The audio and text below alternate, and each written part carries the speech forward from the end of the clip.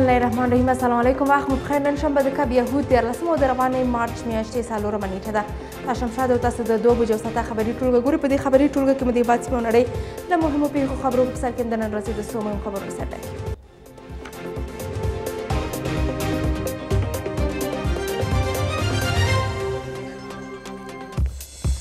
9 میلیونه وګړي بشري مرستو ته اړتیا لري. پر افغان ښځو او نجونو وروستیو بندیزونو د مرستو رسولو لړۍ اغېزمنه کړې.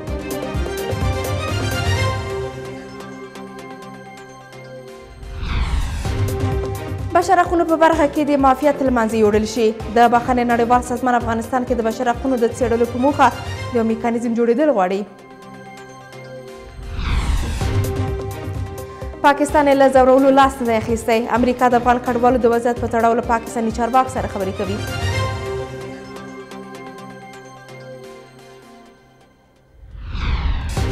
او د اندونیزیا د تیلو په یوه ذخیره کې اور لګېدنې له امله شاوخوا 80 تنو ته مرګ ژوبله اوښتې ده.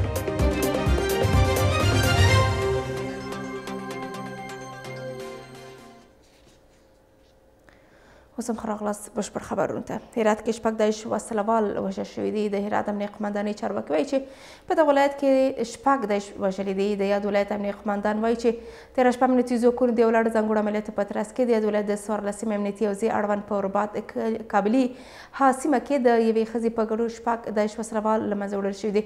مسؤلین وایي په دغه عملیات کې امنیتي سرتېری هم ټپي شوی دی. د مسؤلینو په وینا په دغه عملیات کې 3 میله کلاشینکوفونه، 15 میله تومانچې، یو دوربین او 15 موبایلونه هم ترلاسه شوي دي. ایټالیا کې د افغانستان سفارت وایي د دې هیواد په سواحلو کې په ډوبې شوې کښتۍ کې د مړو شویو افغانانو له ډلې 22 تنو جسدونه پیژندل شوي دي. په ایټالیا کې د افغانستان سفارت وایي د ایټالیا د کورنیو چارو وزارت د ځانګړي استازي د معلوماتو له مخې تر اوسه د دغې پیښې د 18 کسانو جسدونه پیدا شوي چې له ډلې 22 افغانان دي. د سفارت له لوري په خپاره شوي خبرپاڼه کې ویل شوي چې سرپرست سفیر د ایټالیا د بهرنیو او کورنیو چارو وزارتونو او ځینو خیریه بنسټونو له مشرانو سره ګوري تر څو د افغانانو د جسدونو په انتقال کې ورسره مرسته وکړي. امریکا وایي پر افغان ښځو وروستیو محدودیتونو اړمنو افغانانو ته د مرستو رسولو لړۍ اغېزمنه کړې ده. د امریکا د بهرنیو چارو وزیر وایي په افغانستان کې 9 میلیونه وګړي بشري مرستو ته اړتیا لري. انټوني بلنکن په یوه ویډیو پیغام کې ویلي چې د اسلامي اماراتو له لوري پر ښځو د محدودیتونو لګولو دغه لړۍ هېواد ته د مرستو رسولو لړۍ اغېزمنه کړې ده. اسلامي اماراتو له لوري پر نجونو او ښځو د زده کړو او کار بندیزونو پراخ غبرګونونه راپارولي او له اسلامي اماراتو غوښتنې دي چې په دې تړاو خپلې پرېکړې بیرته واخلي. خو اسلامي امارات وایي د مهال ښځې په هغو ځایونو کې چې ورته اړتیا ده کار کوي او د شرایطو په برابرېدو سره په ټولو نجونو او ښځو ته د کار او زده کړو اجازه ورکړل شي.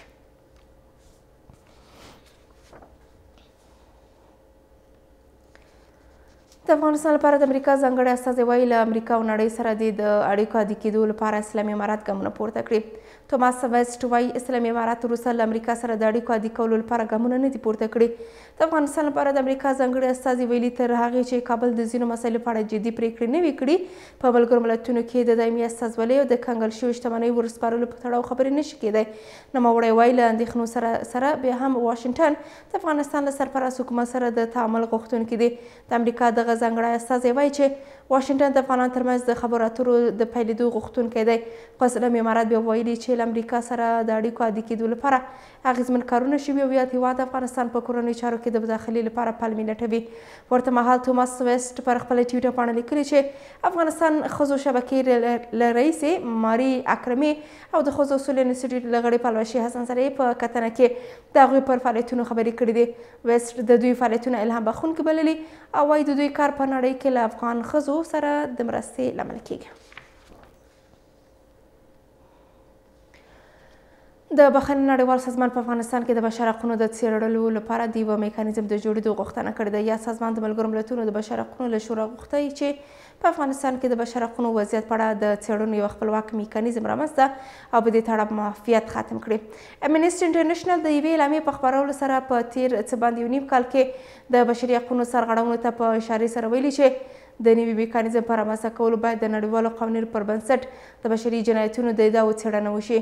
دغه سازمان وایي په دې سره به احتمالي سرغړونکي په نښه او د نړیوالو محکمو لپاره شواهد راټول، خوندي او تحلیل کړي. د بهرني نړیوال سازمان وړاندې کوي چې د څېړنو دا میکانیزم باید د افغانستان لپاره د ملګرو ملتونو د بشر حقونو د ځانګړي راپور ورکوونکي او د یونما د ماموریت مهمه برخه وي. له افغان کډوالو سره د ناسم چلند په تړاو امریکا له پاکستان سره خبرې کوي. د امریکا د بهرنیو چارو وزارت وایي چې په پاکستان کې له افغان کډوالو سره په روان ناسم چلند له پاکستاني چارواکو سره خبرې کوي. د امریکا د بهرنیو چارو وزارت وایي نایټ پرایس په یوه خبري کانفرنس کې ویلي چې په پاکستان کې له افغان کډوالو سره د روان زور زیاتي او ناسم چلند په تړاو له پاکستاني لوري سره په منظم ډول د خبرو پر حال کې دي. نایټ پرایس له ټولو هیوادونو غوښتي چې له افغانانو سره د کډوالۍ د نړیوالو اصولو پر بنسټ مناسب چلند وکړي او د ځورولو او شکنجې د لاس واخلي. په پاکستان کې له افغان کډوالو سره زور زیاتی کیږي او په یوه او بله بهانه زندانونو ته اچول کیږي. د مهال د پاکستان په بېلابېلو زندانونو کې د ښځو او ماشومانو په ګډون سلګونه افغان کډوال بندیان دي چې په سخت وضعیت کې شپې ورځې تېروي.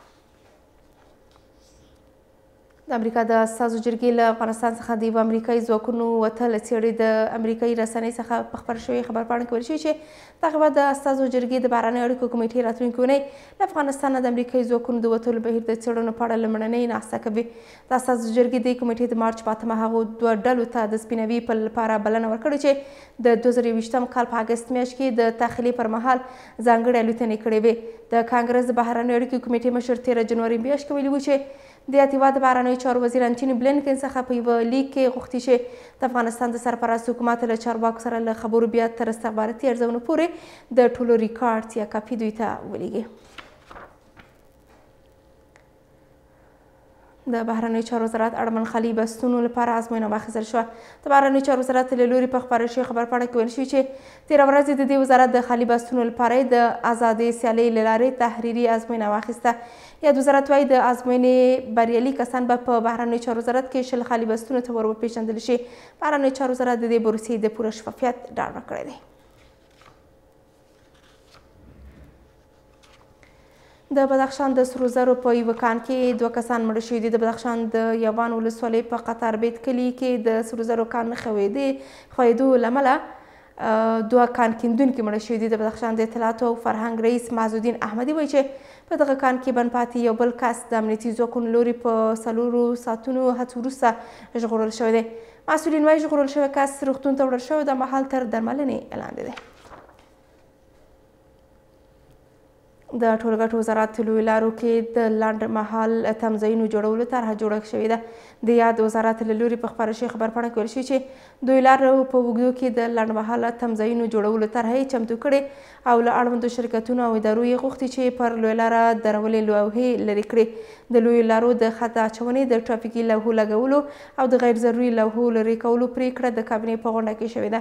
ټولګټو وزارت وایي چې د جوړې شوې طرحې د تطبیق په موخه د ټرافیک ریاست په همکارۍ د هېواد په 28 ولایتونو کې د ټرافیکي نښو او لوحو نصب، د غیر ضروري لوحو ټولولو او نور اقداماتو په تړاو سروې بشپړه کړې. په خپلو 4 ولایتونو کې لا هم کار دوام لري.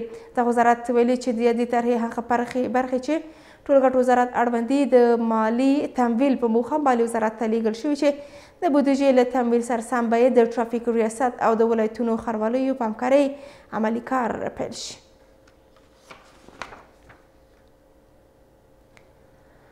کابل کې 4 تنه د بیلابیلو جرمونو په تور نیول شوي دي. د کابل امنیه قمندانۍ له لوري په خپاره شوې خبرپاڼه کې ویل شوي چې امنیتي ځواکونو د 13 او اړوند سیمه کې 4 تنه د بیلابیلو جرمونو په تور نیولي دي.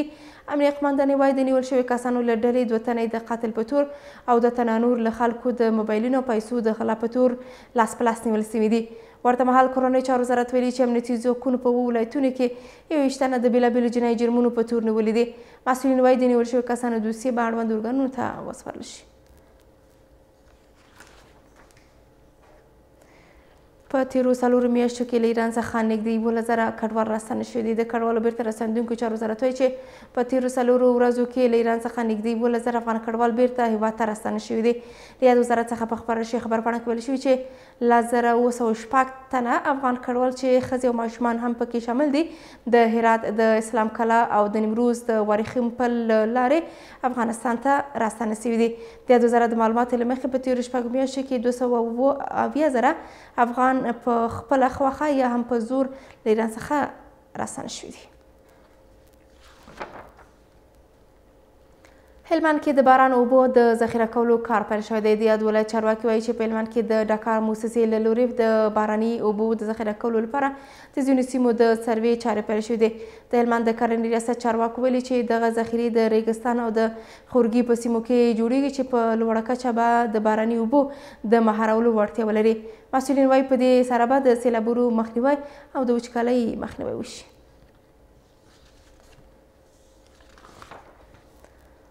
افغانستان بانک نن 14 میلیونه امریکایي ډالره د لیلام په ډول پلوري. د افغانستان بانک له لوري په خپاره شوې خبرپاڼه کې ویل شوي چې د یوې ازادې داوطلبۍ له لارې نن 14 میلیونه ډالره د لیلام په ډول پلوري. یاد بانک له ټولو سوداګریزو بانکونو صرافانو د پولي خدمتونو له شرکتونو چې په شرایطو برابر وي غوښتنه کړې چې په دې داوطلبۍ کې برخه واخلي. په خبرپاڼه کې ویل شوي چې د داوطلبۍ ګټونکي د خپل حسابونه د لیلام ورځې تر پایه تصفیه کړي. د افغانستان بانک نږدې هره اونۍ د افغانیو ثبات ساتلو په موخه میلیونونه ډالره لیلاموي. په پروان کې د څه باندې 2 میلیون افغانۍ په لګښت د 15 پروژو چارې پیل شوې دي. په یاد ولایت کې د افغانستان د ټولنیزو او معیشت د ملاتړ پروګرام له لوري د 15 پراختیایي پروژو چارې د 2.2 میلیون افغانیو په لګښت پیل شوې دي. په دغه ولایت کې د افغانستان ټولنیز او معیشت پروګرام ولایتي مسؤل عبدالعزیز جاوید ویلي چې په دغه پروژو کې د ژورو څاګانو کیندل او استنادي دیوالونو جوړول شامل دي چې ولس یې په جبل سراج او اته یې په سید خیلو ولسوالۍ کې جوړیږي. د جاوید په وینا دغه پروګرام پروژې د نړیوال بانک له لوري تمویل او د خلکو له خوا انتخابیږي. هغه ویل چې د یادو پروژو د 80% بودیجه خلکو ته د کار زمینه برابروي. په دې برخه کې مصرفیږي او پاتې 60% د پروژو د توکو لپاره لګول کیږي.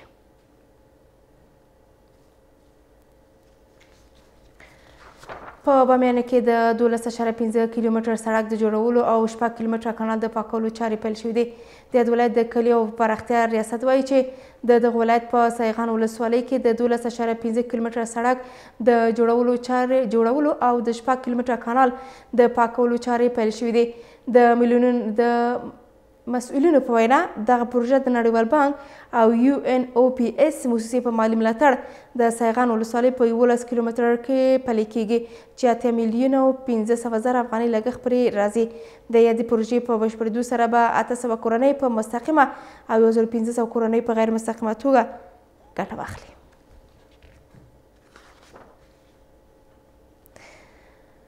روان کال کې په کندز کې څه باندې 50 پرمختیایي پروژې پلي شوې دي. د یاد ولایت چارواکي وایي چې د روان کال په اوږدو کې به کندز کې د 58 میلیونه افغانۍ په لګښت څه باندې 50 پراختیایي پروژې پلي شوې دي.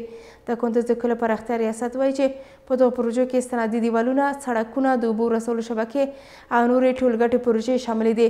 د یاد ولایت اوسېدونکي د دغو پروژو له پلي کېدو خوښ دي، خو په وینا یې د ټولې ستونزې نشي حل کولی او حکومت د دغه ولایت ته چې د تیرو جګړو پر مهال ډېر ځپل شوي دي لا ډېره پاملرنه وکړي.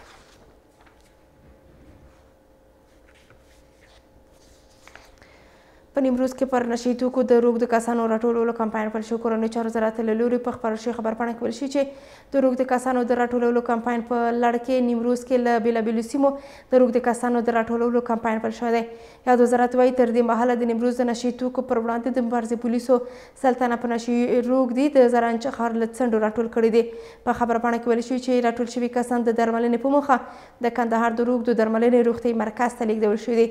په دې وروستیو کې په بېلابېلو ولایتونو کې د روږدو کسانو د راټولولو کمپاین په ترڅ کې زرګونه کسان راټول شوي او د مهال تر درملنې لاندې دي. کابل ښاروالۍ د نیالګیو کینولو او پالنې لپاره له زرو ډېر کارکوونکي په دندو ګمارلي دي. د کابل ښاروالۍ مسؤلین وایي چې په 1402 کال کې به په کابل ښار کې 600,000 نیالګي کینول شي چې پالنه به یې هم وکړي. د کابل ښاروالۍ د سرسبزۍ رئیس عبدالوکیل متوکل ویلي چې ښاروالي تقریبا له 80 تر 80 ټانکرونه بهر مسیر لیږي تر څو تازه کینول شوي نیالګي خړوب او له وچېدو مخنیوی وکړي. ورته مهال د چاپیریال ساتنې ملي ادارې له کابل ښاریانو غوښتي چې د نیالګیو په ساتنه او پالنه کې برخه واخلي. یا د ادارې له ملګرو ملتونو غوښتي چې په افغانستان کې خپلې نیمګړې پروژې پلي کړي. په یو شمېر ولایتونو کې څو تنه د نشهیي توکو د قاچاق او خرڅلاو په تور نیول شوي دي. کورنیو چارو وزارت له لوري په خپاره شوې خبرپاڼه کې ویل شوي چې له نشهیي توکو سره د مبارزې پولیسو په جوزجان، سرپل او تخار کې په تجربه ځمکه کرل شوي کوکنار اړولي او 7 تنه یې د نشهیي توکو د لیږد او خرڅلاو په تور نیول شوي دي. یاد وزارت وایي د دغو کسانو له 3 تنه 23 کیلو اپینو، 15 لیتره شراب او 8 بوشکه د انګورو خمیره شوي اوبه سره په سرپل، 1 تن په جوزجان او 3 تن نور په تخار کې او 1500 نشهیي ګولیو او 80 کیلو پوډرو سره نیول شوي دي. د نیول شوي کسانو دوسیې به له لومړنیو څېړنو وروسته اړوند ارګانونو ته وسپارل شي.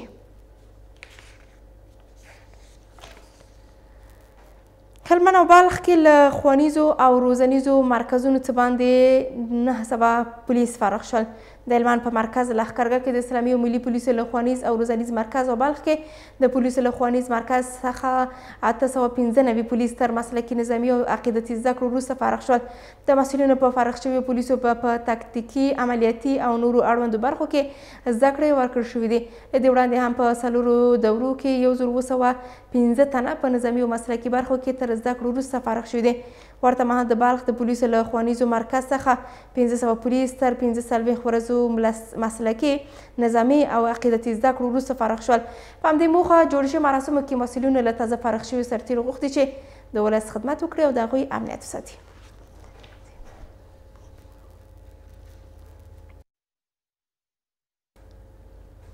د ملګرو ملتونو بشر حقونو شورا کې له افغان حکومت وغوښتل شول چې د افغان نجونو پر زده کړو د بندیز پریکړې له سره واخلي. دغه شورا کې د قطر او امریکا استازو افغانستان کې د نجونو زده کړو او کار بندیز باندې اندېښنه وښودل شوه. ویل چې د افغانستان په ګډون هیڅ هېواد په هیڅ پالمه له دې حقه سترګې نشي پټولی. باور دا دی چې د نړیوالو غوښتنو ته چوپ پاتې کېدل به د افغان حکومت لپاره بدې پایلې ولري. ملګرو ملتونو د بشري حقونو شورا په 52مه ناسته کې د افغانستان کې د بشري په ځانګړې توګه د ښځو او نجونو حقونو په اړه خبرې وشوې. دغې ناستې ته د قطر بهرنیو چارو مرستیالې وویل زده کړو ته د ټولو مساوي لاسرسی یو بشري حق او دا حق هیڅ هیواد په هیڅ پلمه نشي نقض کولی. لولا خاطر وویل هیواد یې د افغانستان په ګډون ډیرو هیوادونو سره د زده کړو برخه کې مرستې کړي او د بشري دې حق ته په کلکه ژمن دي. السيد الرئيس تؤمن دولة قطر بالحق في التعليم. د قطر دولت د 1940 کال د بشري حقونو نړیوال پریکړه لیک له صدور را پدې خوا بشري حقونو ته ژمن دی. قطر د نړۍ له هغو هیوادونو دی چې د زده کړو برخه کې د افغانستان په شمول له ګڼو هیوادونو سره مرستې کړې دي ترڅو ښځې او سړي زده کړو ته لاسرسی ولري. قطر له اندونیزیا سره په ګډه تیر کال په بالي ښار کې د افغان ښځو په اړه ناسته جوړه کړې وه. د ناستې ټولو ګډونوالو وویل چې زده کړې او بشري حق او دیني وجیبه ده او په هیڅ پلمه باید له خلکو وانخیستل شي. بلخوا د امریکا د بهرنیو چارو وزیر افغانستان کې د نجونو پر زده کړو او ښځو پر کار بندیز وغنده او زیاته کړه چې دا ډول پریکړې به د اړمنو افغانانو ژوند لا په کړاو کې واچوي. We condemn the Taliban's draconian repression of women and girls in Afghanistan. موږ د طالبانو لخوا پر افغان نجونو او ښځو بندیزونه چې پکې له ښوونځیو او پوهنتونونو هم منع شوي دي غندو. په غیر دولتي موسسو کې د ښځو پر کار بندیز به هم د هغوی نږدې 29 میلیونه خلکو ژوند سخت اغېزمن کړي چې پر بشري مرستو متکي دي، په ځانګړې توګه ښځې او نجونې. کارپوهان بیا د زده کړو برخه کې د افغانانو د نړیوالو غوښتنو ته د اسلامي امارت چوپ پاتې کېدل او قانع کوونکی ځواب نه ورکول د هیواد په خیر نه بولي. دوی باوري دي چې دا وضعیت به د افغانستان او نړۍ ترمنځ واټن لا زیات کړي. بیا هم دا ښوونځي تړلي پاتې سي، اپارتونه تړلي پاتې سي. زه فکر کوم چې نړۍ به له افغانستان سره ډېر زیات بد چلند وکړي، یعنې مرستې به خپلې یا کمې کړي یا به یې بندې کړي او ډیپلوماتیک اړیکې به هم سره باندې کې ځکه دوی نشي کولی چې د اعلامیه د حقوق بشر د 1948 کال نقض کې د حقوق لاندې کړي او ملګرو ملتونو سازمان هم کېدای شي یو تدابیر ونیسي او تعزیرات زیات وضع سي په طالبانو باندې. ځینې نور بیا په دې باور دي چې د نجونو پر وړاندې د ښوونځیو او پوهنتونونو تړل به هیواد کې د ناهیلۍ ګراف لوړ او خلک به اړ شي چې کډوالۍ ته مخه کړي. د دوی په خبره دا ډول سترې پریکړه به د سرپرست حکومت رسمیت پیژندنه هم لا نوره وځنډوي. د افغانستان د خلکو تشویشونه نور هم ډېرېږي. ډېر امکان لري چې د هجرتونو لړۍ دوام ولري او ډېر خلک د خپلو اولادونو د تعلیم لپاره هم نور هیوادو ته هجرت وکړي. له بلې خوا د افغانستان د اسلامي امارت او د نړیوالې ټولنې د سیاسي تعامل لاره هم لا اوږده کیږي. افغانستان لپاره د ملګرو ملتونو ځانګړي راپورټر هم په افغان نجونو او ښځو لګېدلې بندیزونه غندلي او له سرپرست حکومت یې غوښتي چې خپلې پریکړې دې له سره واخلي. دا غوښتنې داسې مهال کیږي چې د نوي ښوونیز کال د پیل لپاره له 100 کمې ورځې پاتې، خو پوهنې وزارت لا د منځنیو ښوونځیو او لیسو ښځینه زده کوونکو برخلیک په اړه نوي څه نه دي ویلي. خراغلاست په همدې سره بیا تازه امریکا ویلي دي چې په افغانستان کې پر ښځو د شته بندیزونه او محدودیتونو وضع کول په افغانستان کې یو شمېر ډېر فامیلونو کورنۍ اغېزمنې کړي دي. هغه څه چې دلته د مرستو رسولو دغه بهیر یې ځنډنی کړی دی او خنډ یې ورسره واقع کړی دی. دلته په افغانستان کې خلک ورځ تر بلې بشري مرستو ته اړتیا پیدا کوي.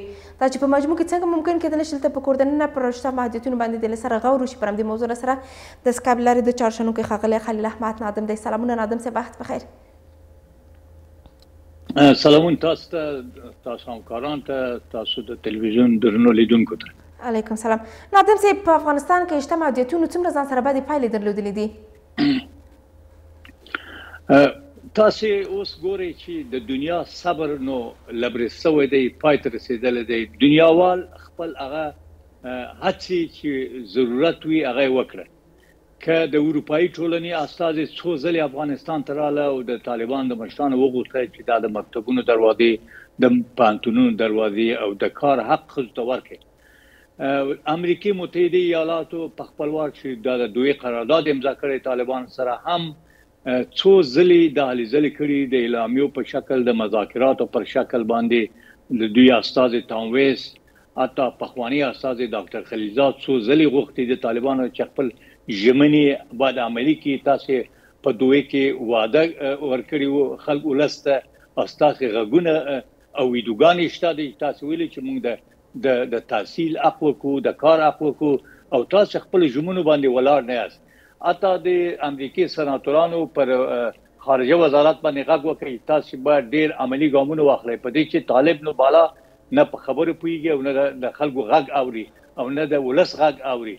دا مسله ده. بل دا چې حتی ملګرو ملتونه څو ځلې خپل استازي، حتی معاونین د سرمنشي د ملل متحد افغانستان ته امینه امین وو که نورو راله د طالبان سره وکتله، کندهار ته ولاړه.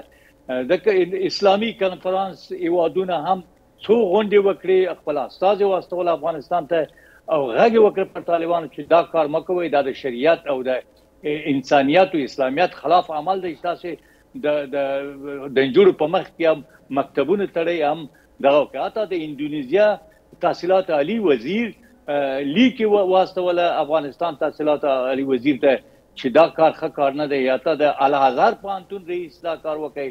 د هندوستان د اسلامي علماو یو غونډه وکړه او خپل پریکړه لیک دوی ته واستوله. یعنی خپل په دننه افغانان نجونې ښځې خپل غږونه پورته کړه. حتی دننه په طالبان کې ځینې مشران غږونه پورته کړه چې دا کار ښه کار نه دی، تاسو دا کار مه کوئ. په دې چې موږ ضرورت لرو چې دنیا سره تعامل وکړو او دنیا موږ په رسمیت وپېژني او ټول اقتصادي سیستم کنګل دی، ټول شرایط افغان ولس ته په ضرر دی. اما متاسفانه چې تر اوسه یو ګام هم د طالبانو د ځینو مشرانو د خوا چې دوی په ګیرو نیولې دغه مسله نه اخیستل کیږي. دا ډیره خطرناکه لوبه ده چې روانه ده. دا به هغه لوبه وي لکه چې د بن لادن په وخت کې بن لادن په لار چې واره نه کوي افغانستان ګوري چې څه حالت راوستی. اوس هم دا ځینې کړي دي په دې نظام کې چې دوی غواړي چې افغانستان و بې ثباتي تیوري. افغانستان دپاره یو طلایي چانس راغلی، امنیت تامین شوی دی، او که چیرې نور ګامونه وانخیستل سي او د په اصطلاح د نجونو په مقابل کې، د ښځو په مقابل کې دومره ستونزې رامنځته کوي دوی، نو دا ښه پایله نه لري د دوی دپاره او د ولس دپاره. تاسې وګورئ چې هر ورځ خلک فرار کوي دا مشران نه ګوري چې په بلغاریا کې 18 کسه په یو سرویس کې ولاړ څو نفر تاسو ولې چې په سین کې غرق ته په ایتالیا کې دا دوی نه ګوري چې په بیلاروس کې ځوانان کبکی ځوانان یخ ولا د تختی په حال کې چې زیاده دی وطن دی په دې ته نه ګوري چې ولې دوی د خلک تختی خو په دې چې رواني امنیت نشته د تحصیل زمینه مسایل نشته د کار زمینه مسایل نشته نو دا ټول هغه مسایل دي چې د خلک یې اړ کړي دي چې ځان وجل ته ورکوي د وطن تختی بعد دې شان ته وګوري افغانستان بل ته بي سوادي ته یو نسی او دنیا اوس تصمیم نیولای چې د افغانستان باکله به تفاوت پاتې کېدای نسی بل دا د دوی قرارداد دی چې خپل طالبان مشران هم په دغه کلیزي کې غږ وکړ چې بعد د تطبیق ته امریکا وایي تطبیق ته دغه په بنیاد باندې یو بین الافغاني مذاکرات چې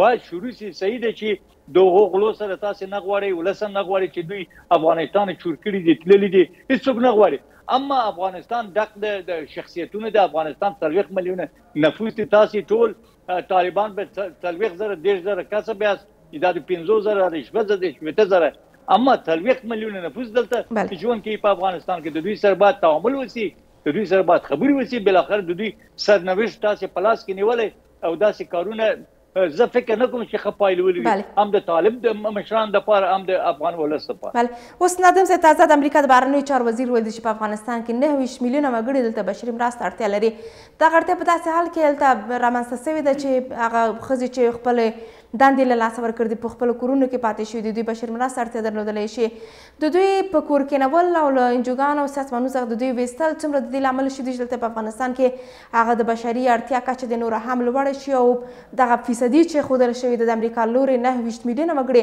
د یو لوی رقم کېدلی شي خب جنگونه په افغانستان نیابتي جنگونو په دې نیابتي جنگونو نران دلته دغه دولت او متضرر چې دي خزي بیچارهګان دي ګوره کونډې سوي دي یتیمان پاتې سوي دي اوس وګوره چې نیم پیکر دی د جامعه ټول خزي دي او اکثرا متکافل د خپل د فامیل دي چې دوی کار کوله او خپل یا شی باته د فامیل پرول د خپل یتیمانو او په دغه مؤسساتو کې کار کول په دولتي ادارو کې کار کوله په پانتونونو کې استادان ولا مثلا کار کوله شخصي پانتونونه شخصي مکاتب خدا ټول هغه نادونه و چې دلته د کار زمینه برابر شوی د خزو د پاره تاسو ټول ممنوع کوئ نه پرېږدئ چې ولاړ شئ او تاسو هم داسې خو امکانات نه لرئ او نسم ورکولی د دومره ولس ته ډوډۍ ورکړئ او دا ګدایي ولس ته ښځې هم نه غواړي چې تا ګدایي ورکړي هلته کور کې ناست ته ورباسئ دوی غواړي چې کار وکړي د کار په مقابل کې مزد واخلي او خپل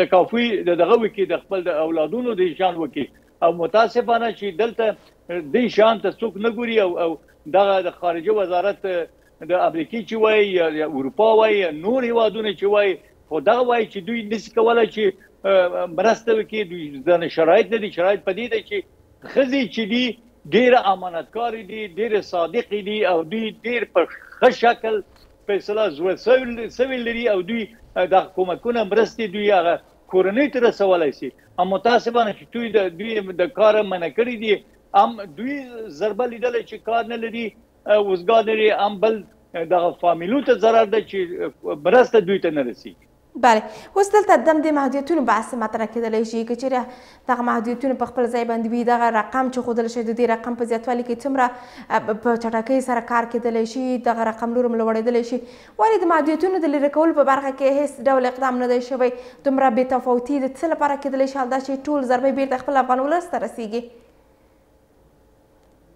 او تاسو وګورئ مثلا د مکتبونو د پانتونونو خلاصون د پاره دی وای چې مونږ یو میکانیزم با جوړ کوخه تاسو چې په یو نیم کال یو میکانیزم جوړوي نسي دا په څه معنا ده دا په دې معنا تاسو استعداد دغه نه لري چې دا کار وکړي او استعداد نه لري نور هم تاسو نه پرېږدئ چې کار وکړي انحصار د قدرت دی د متخصصینه کار تاسو نه اخلي په لوړه کچه باید د تقرر اصل کې دوی وکولای شي ابتکار وکړي دوی میکانیزم جوړ کړي دوی زمينه او لارې هواري کې د ستونزو د حل لپاره او دوی دا کار کولای نه دوی چې اته یو میکانیزم جوړول نه دوی څنګه کولای شي اقتصادي پلانونه جوړ کړي دوی څنګه پروژې پروپوزل جوړولای شي، دوی څنګه کولای شي د دنیا مرستې جذب کړي.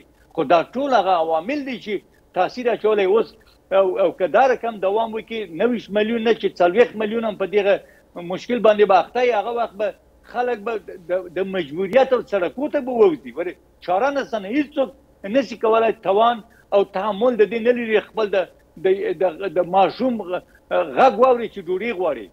نو دا ډېر خطرناکه لوبه ده چې روانه ده. د دې بعد نور مشران د طالبان دي راپورته سي او مثبت ګامونه دي واخلي، او هغه څوک چې خنډ ګرځېدلی هغه مخې ونیسي یا بیخي د ډنډې لرې کړي، د بلې پر ځای وټاکي تر څو چې د دنیا سره او د ولس سره تعامل وکړي، بالاخره زمینه د افغانستان د ثبات لپاره مساعد کړي.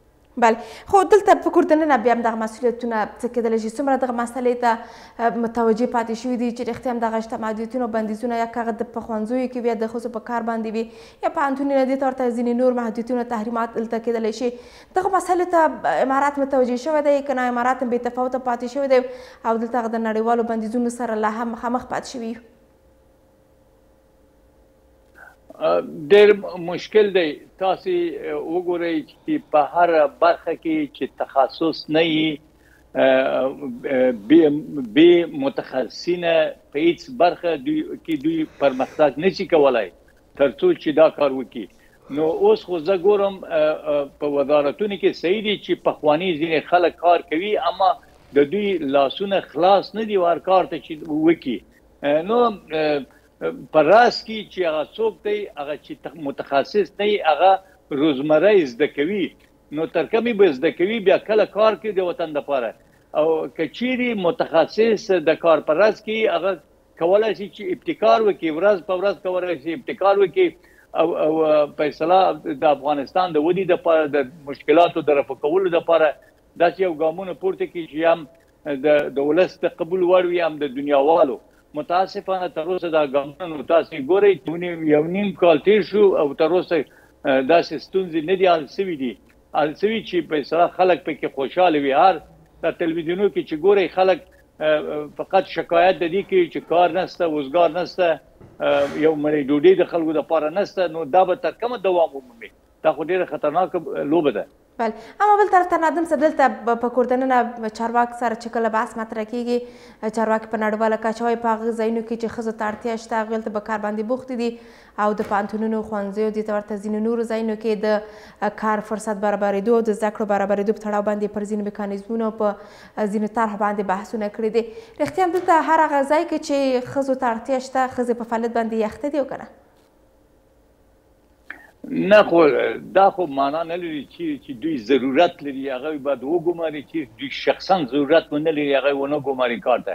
یا مثلا د پولیس د خزینه پولیس دغه دپاره د دې دپاره چې دوی د دوی نه کار واخلي، مثلا د تلاشي په وخت کې دوی ضرورت لري. یا مثلا نرس او ډاکټر خزینه خو دوی ضرورت لري، مجبور دي چې دوی استفاده وکړي. اما متاسفانه چې په نورو برخو کې، په تحصیلاتو برخو کې او نورو اقتصادي برخو کې، سیاسي برخو کې متاسفانه ته سیاسي مشارکت ښځو ته نه ورکول کېږي. حالانکه چې ښځې ډېره پخوا په خارجه وزارت کې ډېر کار کوله، په ټولو وزارتونو کې واقعا چې متخصصې ښځې موږ درلودې، ډېره هم په حقوقو پوه، هم په اقتصاد پوه، هم په هر برخه کې دوی حتی د ډاکټرا کچه پورې دوی ډیپلومونه او اسناد درلوده چې دلته په افغانستان کې کار کوله، واقعا مصور وو. تاسې په بانکونو دا اوس وګورئ، بانکونو کې ځای چې ښځې کار کوي ډېره په اصطلاح مثمره واقع کېږي او ډېره په اصطلاح داسې مثمر کارونه د بانکونو د تقویې دپاره دوی ضرورت ده چې دوی باید کار وکړي. دغسې په ټولو برخو کې ښځې کولی شي چې ونډې ولري، ښه وظایف اجرا کړي. متاسفانه چې چانس دوی ته نه ورکول کېږي.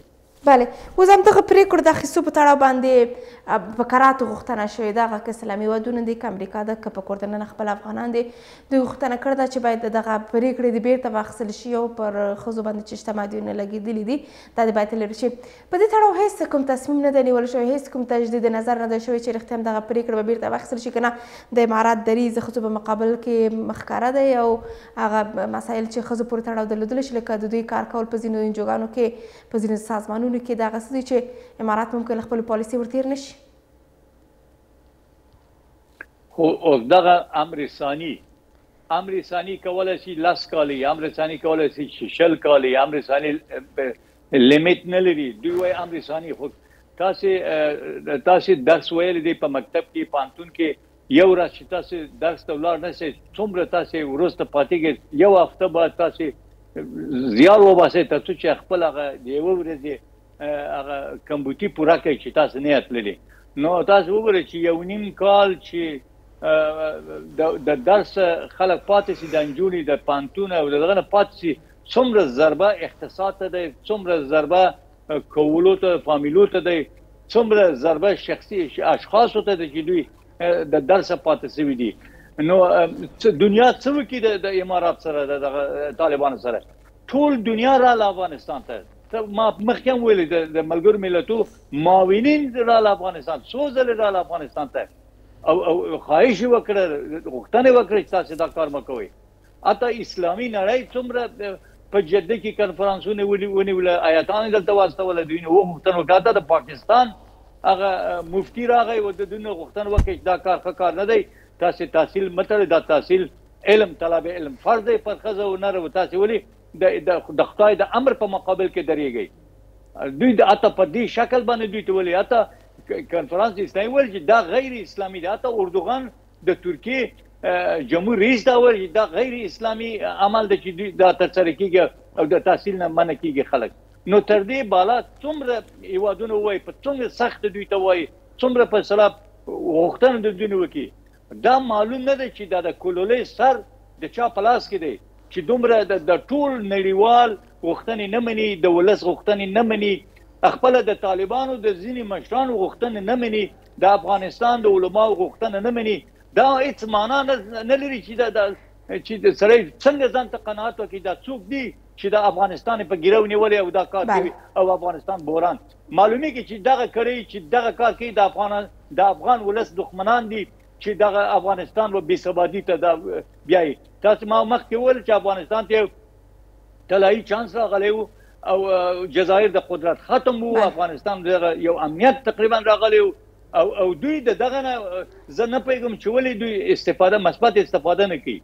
نادم صاحب وروستۍ کې دغه چانس اوس هم البته د زده کړو په برخه کې د تعاملاتو په برخه کې څومره امارات سره په لاس کې شته دی او دوی کولی شي له دغه چانس استفاده وکړي که دغه شته محدودیتونو باندې بیا کتنه وکړي، د محدودیتونه دې لرې کړي. څومره دلته بیا موږ نړۍ سره له هغه کوم واټن چې موږ سره موجود دی دغه واټن له منځه وړلی شي؟ خب طالبان که غواړي چې یو مشروعیت ترلاسه کړي او دنیا دپاره مشروعیت ترلاسه کړي او ولس په خوشحال، دوی کولی شي چې یو ټولپوښتنه وکړي د افغانانو نه تاسو څه شی غواړئ. نو تر اوسه خو ټولپوښتنه نه دی کړی، د ولس څوک پوښتنه نه کوي، خپل پر سر هر څه چې دوی غواړي هغه عملي کوي.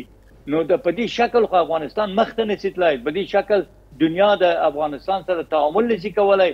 نو دوی باید هغه ګامونه چې د ولس په ګټه دی دا کار دی وکړي تر څو چې دنیا هم پرې خوشحاله وي او افغان ولس د مکتوبونو دروازې د خلاص شي. څو ورځې مخکې ما یو خط ولیدی چې معارف وزارت لکه چې خپور کړی چې هلته الوکان په 15 د کپ تلای شي خپل درسونه او د نجونو په حصه کې اسان یو خبر نه شوی چې دا ډېر مایوس کوونکی یو خبر و چې واقعا دا ظلم دی د افغان ولس دپاره. بیا دوی وایي چې خلک ولې د افغانستان ځي، خو خلک خپل د اولاد د تحصیل دپاره د آینده دپاره مجبور دي چې افغانستان خوشي کې ولاړ شي. دوی خو نشي کولی د اولاد بې سواده پاتې شي درس ونه وایي او ټول مسؤلیت هم د دوی په غاړه دی. دا چې په کانټینرو کې خلک مري، دا چې په سیند کې ډوبېږي، دا چې یخ وي، ټول مسؤلیت د طالب د مشرانو پر غاړه هغه د ټولو نه وایم د هغه مشرانو چې دوی دغه زمینه نه برابري د ولس دپاره د تحصیل دپاره د کار دپاره. ټول د دوی په غاړه خدای به د دوی نه پوښتنه وکړي، په آخرت به هم پوښتنه وکړي، د قبر په اوله شپه به هم د دوی نه پوښتنه دا شی وکړي چې دا ټول مسؤلیت اته وایي چې اته په یو پول باندې چې یو خر ځي پښی په یو مسؤلیت دغه هیواد د مشر په غاړه دی. اته یو خر انسان خلاصه کوي چې هم انسانان د افغانان په څه مشکل اوس اخته دي، په دې وژل کېږي، په اصطلاح دغه کېږي. داسې چې عفو عمومي اعلان کړی دی، اوس اورېدل کېږي چې ځینې پخواني نظامیان تاسې په خپل سر نیسي، وژني. هغه په کونړ کې کوم پخواني قومندان یې تیر باران کړي دي. دا نه پوهېږم چې مشران خبر دي که نه دي خبر، چې دا که خبر نه دي ځان دې باخبر کړي. عفو مو اعلان کړی دی، پرېږدئ چې رواني امنیت راشي، خلک برته خپل کورونو ته راشي او برته ونه تښتي د وطنه. ډېره زیاته مننه ژوندی سین ادم صاحب، ښه وخت ولرئ. ژوندی اوسئ تاسو. مننه، خیر سي. د چهارشنبې ښاغلی خلیل احمد نادم چې موږ سره بحث کړو سم دم اخلو.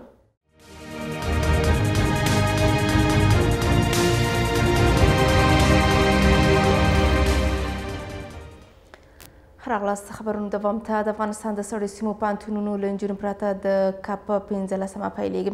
ښځینه زده کوونکي وایي دا ډول پرېکړې ناهیلي لا پسې زیاتوي او له اسلامي امارت غواړي چې نور د ښوونځیو مرکزونو دروازې ورته پرانیزي. شنونکي د نجونو پر زده کړو د بندیزونو دوام د افغانستان د راتلونکي لپاره ګواښونکی ادبي وایي چې دا چاره به د ولس او موجوده حکومت ترمنځ واټن د زیاتېدو لامل شي. هیواد کې د ښوونیز کال پیل دا ځل د کپ په 15مه داسې مهال کېږي چې د پوهنتونونو ښځینه محصلینو په حق د رد پرېکړه ور د مخه شوې ده. نجونې راتلونکي کال کې پوهنتونونو ته له ورتګه منع شوي، خو د منځنیو ښوونځیو او لیسو ښځینه زده کوونکو په اړه تر دې دمه پرېکړه نه ده شوې. افغانستان کې د ښځینه زده کوونکو منځني ښوونځي او لیسو ټولګي له تېر یو نیم کال د پوهنتونونو حقوق بیا له تېر 3 میاشتو تړلي دي. افغان جونې وایي له اسلامي امارت یې تمه دا وه چې د روان ښوونیز کال پر رسېدو سره به افغان جونو ته هم د زده کړو زمینه برابره کړي، خو وروستي مکتوب ناهیلي کړي. دوی له اسلامي امارت غواړي چې د نجونو پر مخ د ښوونیزو مرکزونو دروازې پرانیزي. نیم کال شو چې زموږ پر مخ د ښوونځیو دروازې بندې دي او دا ډېره اوږده موده ده چې موږ د خپل درسونو څخه وروسته پاتې یو. اوس حکومت اعلان کړی چې 15 د هود به د هلکانو لوړې زده کړې پیلېږي او ژمنه یې هم کړې وه چې په دې نوي تعلیمي کال کې به نجونو ته د زده کړو اجازه ورکوي. هیله مو د حکومت څخه همدا ده چې د هلکانو تر څنګ نجونو ته هم د زده کړو اجازه ورکړي. شنونکي پر نجونو د زده کړو د بندیزونو غځېدل او د دې لړۍ دوام د افغانستان د راتلونکي په ګټه نه بولي او په دې باور دي چې دغه چاره به افغان کورنۍ له افغانستانه بهر کډوالۍ ته اړ او اسلامي امارت ته له نړۍ سره د تعامل او رسمیت پېژندنې په برخه کې سرخوږی جوړ کړي. دا کار له یوې خوا د افغانستان ولس ته ډېر نه جبرانېدونکی زیان اړوي، ځکه دوی اولادونه به بې تعلیمه پاتې شي او ډېری کورنۍ ممکن د خپلو اولادونو تحصیل په خاطر باندې له هېواده بهر هجرت ته مجبور شي او په نامناسبه او نامساعدو شرایطو کې به دوی اولادونه مجبور وي چې په نورو هېوادونو کې زده کړو ته دوام ورکړي. د حکومتونو په ځواکمنتیا او د پیاوړي کېدو په برخه کې د دولت او ملت نیغې اړیکې ته په کتو یو شمېر نور شنونکي په دې باور دي چې د حکومت ریښې هغه مهال د ملت په زړونو کې ځغلي چې د ملت مشروع غوښتنې ومني. دوی باوري دي که حکومتونه د ولس غوښتنې ونه مني د ولس او حکومت ترمنځ د واټن زیاتېدو لامل کیږي چې دا چاره به په اوږد مهال کې حکومتونو ته خورا ګواښونکې وي. دا که تاسې د نجونو مکاتب خلاص نه کوي او پوهنتونونه خلاص نه کوي، عقد کار ور نه کوي، تاسې لا منزوي کیږئ او د تاسو او د ولس ترمنځ غټ واټن رامنځته کیږي. د افغانانو په ګډون نړیوال هم له اسلامي امارت غواړي چې پر خپل ژمنو د عمل وکړي او نجونو ته د اجازه ورکړي چې زده کړې وکړي. اسلامي امارت په چورلټ ډول کله هم د زده کړو مخنیوی نه دی کړی، خو د ثاني امر په عبارت سره استدلال کوي چې پر ځانګړي میکانیزم کار کوي، هغه میکانیزم چې پر تیرو 18 میاشتو کې بشپړ نه شو. کابل کې د افغان ځوانانو په لاس جوړ شوي لسګونه برېښنایي توکي نندارې ته وړاندې شول. د برېښنایي بوټانو په مرسته د موبایل چارجول، برېښنا پرته له ځمکې اوبه راویستل او په غږ سره د کور برېښنایي وسیلې کنټرول هغه توکي وو چې د ننداره کوونکو پام یې ځان ته اړولی و. د نندارتون ګډونوال له حکومته غواړي چې د دې نوښتګرو ځوانانو ملاتړ وکړي. زموږ همکار عبید مومند کابل کې له دې نندارتون لیدنه کړې او د نوښتګر ځوانان یې غږولي دي. په کابل کې د تخنیکی زده کړو ادارې او خصوصي سکتور په ملاتړ جوړ شوي نندارتون کې ځینې غرفې د هغه ځوانانو دي چې په خپلو لاسو یې د ژوند اسانتیا لپاره ګټور تخنیکي او برېښنایي توکي جوړ کړي دي. په دغه کوڅه کې هر یو ایښودل شوې تخنیکي وسیله خورا جالب او هیله بخونکې ده. دغه غرفه د هغه افغان ځوان ده چې په خپلو هڅو یې د الوتکې لپاره کوچنی ماشین جوړ کړی دی. وایي که ملاتړ یې وشي چمتو دی چې د لویو الوتکو لپاره هم ورته ماشینونه جوړ کړي. ماشین را که ما جور کردیم فلایت انجین نام داره، جیت انجین، یعنی که 3 ماه وقت مرا در بر گرفت و چیز کم 1 سال ما تحقیق کردیم تا بالاخره که تو یک جیت انجین ساختم. و این جیت انجین را که ما ساختیم 9.7 گرم وزنش است تا 30 کیلو وزن در فضا انتقال میتم رای خود. و در ساختار از اینکه با مشکلاتی که ما مواجه شدم، البته این مشکلات بود که ما هیچ دستگاه کاری ما دسترس نداشتم. له دې ورخوا بله غرفه دلته بیا یو بل ځوان داسې تخنیکي وسیله جوړه کړې ده چې د موبایل له لارې پرې د کور ټول برېښنایي وسایل کنټرولېږي. یک دستگاه است که میتونیم وسایل خانگی را با استفاده از موبایل از راه دور کنترل کنیم. که در اینجا ما به طور مثال گروپ ها را آوردیم، یعنی 4 دانه گروپ است، با استفاده از موبایل از راه دور میشه ما کنترل کنیم. دغه بوټونه د هغه چا لپاره دي چې غواړي هم قدم ووهي او هم خپل ګرځنده موبایل چارج کړي. د بوټ په لاندې برخه کې افغان نوښتګر داسې سیستم جوړ کړی چې په لږ فشار سره برق تولیدوي او موبایل چارجوي. یکی ماشین جور کردیم که ماشین چارج میشه و در 1 دقیقه میتونه یک بوت رنگ کنه و یکی بوتای چارجی هستن که زمان حرکت میگن خود شما این حرکت تبدیل میشه به برق و این برق ذخیره میشه در پاور بانک و بعد شما میتونید تلفن چارج و یا هر وسیله دیگه که قابل چارج باشه شما میتونید را چارج کنید. دلته بیا داسې یو تخنیکي وسیله نندارې ته ایښودل شوې چې په واسطه یې د ځمکې ژورو سطحو څخه په خورا لږ لګښت اوبه راویستل کیږي. ابتکار کوونکي وایي نور ورته تخنیکي وسایل یې هم جوړ کړي خو مالي توان یې دا نه ایجابوي چې خپل فکر په عمل بدل کړي. د دوه ابازک څخه چې ګټه اخیستل کیږي د خپل زړه ګټه اخیستل کیږي. که غواړئ یوه سولر ته بسته کړو یوه سولر ته هم کیږي، غواړو 2 انچه یې کړو 2 انچه هم کیږي. موږ تاسو همدا مشکل دغه دی، یو ابازک خلو هغه ابازک 1 انچه خلو کور ته هېڅ موږ ته کار نه راکوي چې یوه میاشت کار کړو 2 میاشت بیا 2 انچه خلو. ولې 2 انچه دا ابازک دی واخله ان 1 انچه ته استفاده کولی شي، ان 2 انچه ته استفاده کولی شي، ان 3 انچه ته استفاده کولی شي. تر ډیره د نوښتګرو ځوانانو ستونزه دا وه چې د اقتصادي ستونزو او تخنیکي توکو د جوړولو لپاره د موادو کمښت سره مخ دي. دوی ژمنه کوي که حکومت یې ملاتړ وکړي نو حیرانوونکي وسایل به جوړ او هیواد ته به په نړیواله کچه ویاړ وروبخي. که موږ سره همکاري وي د دستګاهګانو د ماشینریانو، موږ یې دې نه بهترین دستګاه جوړ چې هغه لایزر ماشین دی چې زما خپله په پلان کې دی چې په نږدې وخت کې لایزر ماشین جوړ کړو. لایزر ماشین دا دی چې موږ یو تلویزیون دستګاه نه خلاصوو، بند دستګاه په مغه په لایزر باندې جوړوو. ضرورت دا نشته چې موږ هغې باندې پروسس مخې ته ویسو. نو موږ خو امید لرو چې هم د حکومت همکاري وکړي، هم د ملي تجارانو همکاري وکړي چې دغه ځوانانو ته کار موقع مساعد شي، بهر ملکو ته تک نور تکل ونه کړي. د دې وسایلو لیدو ته ګڼ شمېر کابل ښاریان ورغلي وو او په باور یې دا ډول نندارتونونه جوړېدل د ځوانانو د هڅونې لپاره اړین دي او حکومت باید د ټولو نوښتګرو ځوانانو ملاتړ وکړي.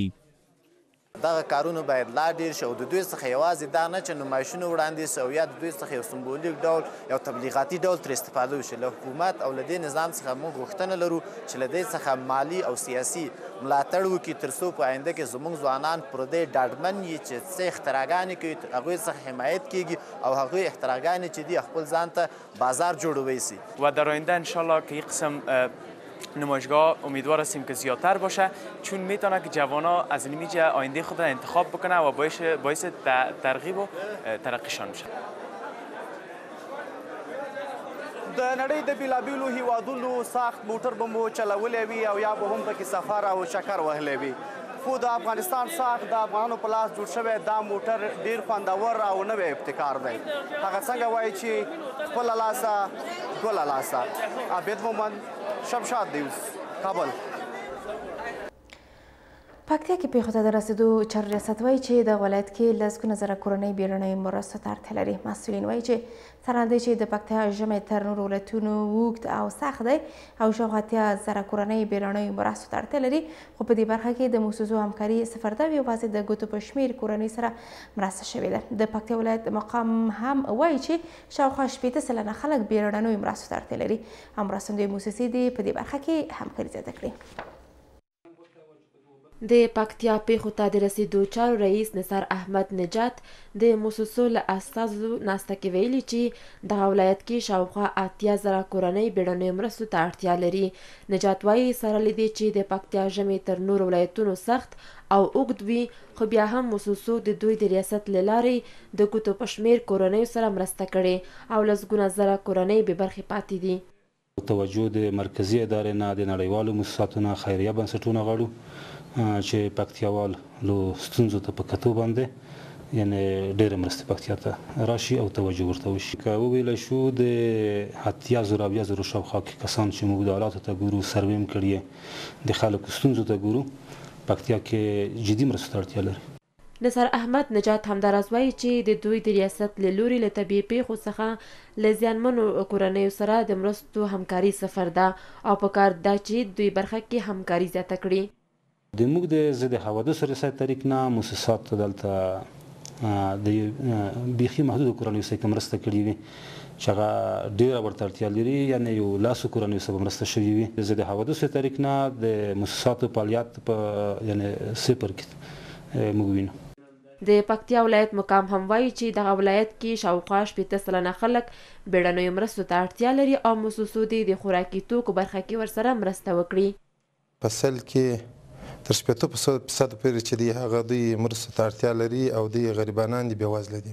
ولایت ته اروازه ډېره عریضې راځي او د ولایت لخوا څخه چې هغه پر ضد حوادثو یا انکشاف دیهات یا پر نورو مراجعو باندې چې دی هغه ور احکام کیږي د دې لپاره چې دوی ته د مرستې ورسي. تیر کال د سیلابونو له کبله سلګونه کورنۍ بې ځایه شوي چې لا هم خپلو مینو ته نه دي ستنې شوي او کورونو جوړولو برخه کې ورسره چا مرسته نه ده کړې. معلوماتو ته نه لاسرسی لا هم د افغان خبریالانو لویه ستونزه ده. افغان حکومت معلوماتو ته د ازادۍ لاسرسی خبري کوي، خو بعد کې دننه خبریالان وایي لا هم دې برخه کې نیمګړتیاوې شته او معلومات یا پر وخت یا هم هیڅ نه ورسره شریکېږي. د رسنیو ملاتړ ادارې له حکومته غواړي چې خلکو ته د حقایقو رسولو او ناسمو معلوماتو خپرېدا څخه د مخنیوي په موخه د خبریالانو ته پر وخت معلومات ورکړي. د کندهار په مرکزي زندان کې د ساري ناروغیو د درملنې او تشخیص روغتیا مرکز فعال شو. د کندهار د روغتیا ریاست په هڅه د بې پولي ډاکټرانو ادارې په مالي لګښت د کندهار د مرکزي زندان د زندانیانو لپاره د ساري ناروغیو د درملنې او تشخیص 12 بستریز مرکز فعال شو. مسؤلین وایي د زندانیانو د روغتیا ساتنې او زندان کې د ساري ناروغیو د کنټرول لپاره پوره هڅه کوو. په همدې سره خبري ټولګه پای ته رسېږي. له ما ته مننه. فاطمه راز محمد.